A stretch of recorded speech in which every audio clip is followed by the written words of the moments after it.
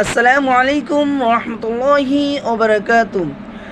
আজকে আমরা শিখব ঈদের দিন বিশেষ আমল আছে, যে আমলগুলা বিশ্বনবী সাল্লাল্লাহু আলাইহি সাল্লাম করতেন। অবশ্যই আমরা এই আমলগুলা করব।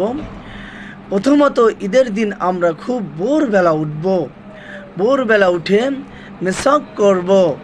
মেসাক করার পর আমরা গোসল করব। গোসল করার পর বাসায় যে উত্তম জামাটি আছে, পোশাকটি আছে, আমরা ওইটা পরিধান করব। পরিধান করার পর বাসায় খুশবু থাকলে আমরা খুশবু লাগাবো। তারপর যেটা করব, কিছু মিষ্টি মুখ করব, খুরমা খাজুর ইত্যাদি যেটাই হোক না কেন একটু মিষ্টি মুখ করব।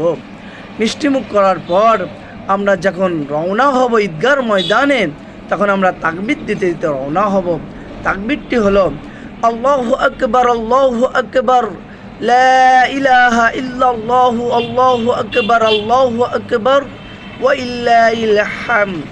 আমরা এই তাকবীর দিতে দিতে আমরা ঈদগার ময়দানে রওনা হব। যখন ঈদগার ময়দান থেকে আবার বাসার দিকে রওনা হব, তখন আবার তাকবীর দিতে রওনা হব। আল্লাহু আকবার, আল্লাহু আকবার, লা ইলাহা ইল্লাল্লাহু, আল্লাহু আকবার, আল্লাহু আকবার, ওয়া ইল্লাহিল হামদ। আমরা ঈদগার ময়দানে যে রাস্তা দিয়ে ঢুকবো, আমরা অন্য রাস্তা দিয়ে আমরা বের হব। আল্লাহ পাক রব্বুল আলামিন আমাদেরকে এই আমলগুলা করার তৌফিক দান করুন।